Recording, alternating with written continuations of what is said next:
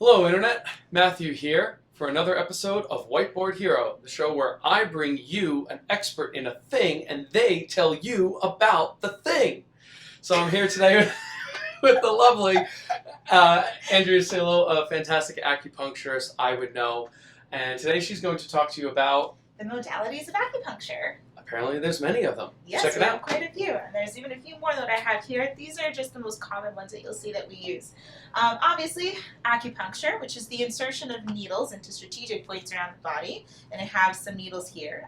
Most needles come in these like little blister packs. You'll see sometimes they'll be individually wrapped. You might see your acupuncturist will have, sometimes they come in a pack of like 10 needles with one guide tube. But no matter what, just always make sure they're opening a fresh pack before they needle you. You don't want any needles that have been exposed, and that means they're no longer sterile.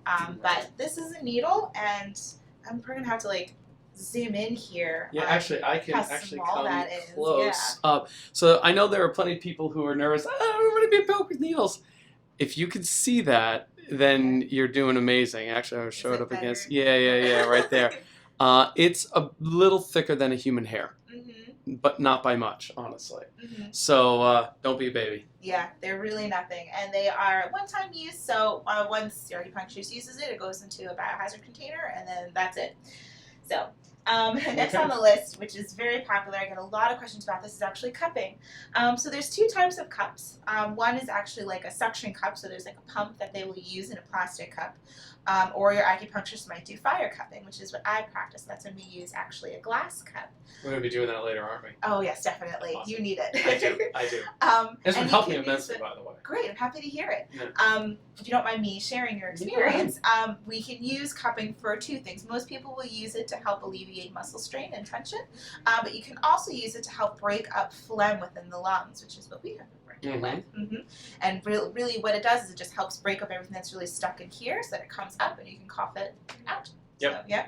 But how this works is I basically light a little alcohol swab on fire, and then you do a quick swirl in there and quickly press it to the skin. So it's like subduct. So, yep. The suction. Yep, you suck out all of the air, the fire uses up all of the air, and then you create a suction cup that way. And then you can leave them stationary, or you can also slide them along And that's the a skin. few thousand years old? Yeah. This is actually folk medicine. Humans are very ingenious, by the way. I don't know if anyone knew that. Yeah. The cupping and then gua sha as well, which I'll talk about next, is actually folk medicine. So these are things that your mom would do whenever you felt sick. 3,000 years ago. 3,000 years 4,000 years ago, before acupuncture. Before acupuncture, yeah. Wow. So next on the list we have gua sha. So again, tools way back when. Well, we still use different tools today. As we were speaking of earlier, they can be made of bone or of jade. These are what I use because it's super simple and it's literally just the lid to a jar. But it's quick, it's easy, it gets the job done, and they're disposable. So what do you actually do with it? So what we do is we scrape along the skin. So you put some sort of like liniment or something so that the what is this, a lid will glide. The device. The device will glide along the skin, and then you just simply press and drag along the skin. And it works in a similar way of cupping, so it helps to bring basically old junk up to the surface so that your body can wash it away. Wow, using liniments. You know, my Kung Fu master did it on me years ago, and he didn't use anything. That hurt. I'm sure it did. It did. Yeah, you should use something to lube up the skin a little. What's next? So next on the list is Moxa brushing. I do a ton of this. I actually love it. So Moxa is an herb, and the Moxa brushing is when we burn it on the skin. Don't worry, we don't set you on fire, just the herb. Okay.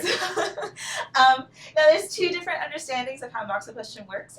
The very superficial understanding of it is that it does create heat and warmth. So there's different ways you can apply it to actually help like warm up a channel. So if somebody has, again, like muscle tension due to cold being in that channel, you can use something like pole Moxa, which is like this big stick that they just kind of hover over the area, and that helps to warm up the area, and therefore you alleviate the cold. And that's one way of using it.